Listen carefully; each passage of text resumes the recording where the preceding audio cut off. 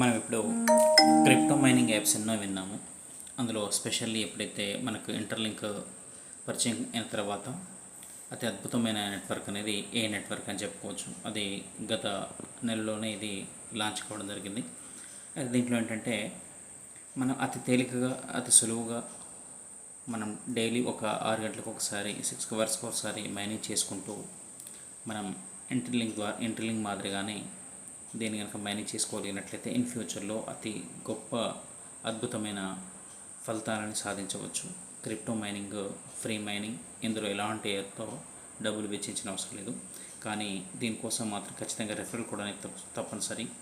అదేంటంటే ANET-FZJ అనేది తప్పనిసరి. ఇందులో మనం చేయాల్సింది ఏంటంటే మనం మెయిల్ అనేది ఎంటర్ చేసుకోవాలి.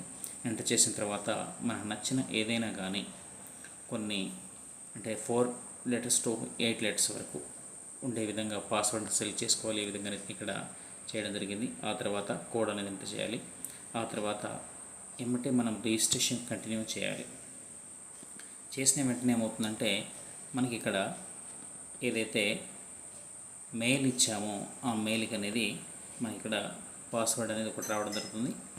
ఆ మెయిల్ పాస్వర్డ్ అనేది మనము ఇక్కడ చూసుకున్న తర్వాత ఇక్కడ కాపీ చేసుకొని దాన్ని వెంటనే యాప్లోకి వెళ్ళి ఇక్కడ వెరిఫికేషన్ దాంట్లో ఎంటర్ చేసి వెరిఫై చేయాలి. వెరిఫై చేసిన వెంటనే ఏమవుతుందంటే ఇక్కడ మనకు అకౌంట్ అనేది ఓపెన్ అయిపోతుంది. ఇక్కడ చూసుకోవచ్చు మనం రిజిస్ట్రేషన్ సక్సెస్ఫుల్లీ కావడం జరిగింది. దానికంటే ముందు ఒక విషయం గమనించాల్సింది ఏంటంటే ఇక్కడ నాట్ యాక్టివ్ అని చెప్పడం జరిగింది. అంటే దీన్ని మనం యాక్టివ్లో లేవని చెప్పి, మరి దాన్ని యాక్టివ్లో ఉండాలంటే మనం ఏం చేయాలి అంటే దీంట్లో మనము ఖచ్చితంగా వ్యాలెట్ అనేది క్రియేట్ చేసుకోవాలి. దీంట్లో వ్యాలెట్ చేసుకునే విధానం కూడా చాలా సులువుగా ఉంది. అదేంటంటే ఇక్కడ జనరేట్ వ్యాలెట్ అని ఇక్కడ మనకు కనబడుతుంది కదా, దీన్ని ఓన్లీ చేసినట్లయితే ఇక్కడ చూసారా ANET వ్యాలెట్ క్రియేట్ సక్సెస్ఫుల్లీ అని వచ్చేసింది. అంటే ఈ విధంగా అయితే మనము అతి తేలికగా వ్యాలెట్ అనేది చేసుకోవచ్చు. ఇక్కడ చూసారు, ఇక్కడ పైన కూడా ఇక్కడ కనబడుతుంది వ్యాలెట్ రెడీ అని చెప్పి. ఇక్కడ ఏ విధంగా ఉందో నెక్స్ట్ మనం దాన్ని మైనింగ్ ఎలా చూద్దాం.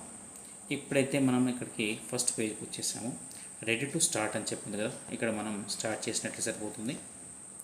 కరెంట్ మైనింగ్ స్టార్ట్ అని చెప్పి చేసిన వెంటనే మనకి ఏదో యాక్టివ్లోకి వెళ్ళిపోతాం. ఓకే, చూడండి ఇక్కడ యాక్టివ్ స్కోర్ స్టేబుల్ అని చెప్పి చెప్పడం జరిగింది. దాని ప్రకారంగా మనం ఇక్కడ స్టార్ట్ అండ్ నెట్వర్క్ అని చెప్పి ఇక్కడ ఉండడం జరిగింది.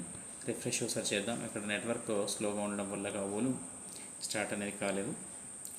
దీంట్లో ఒక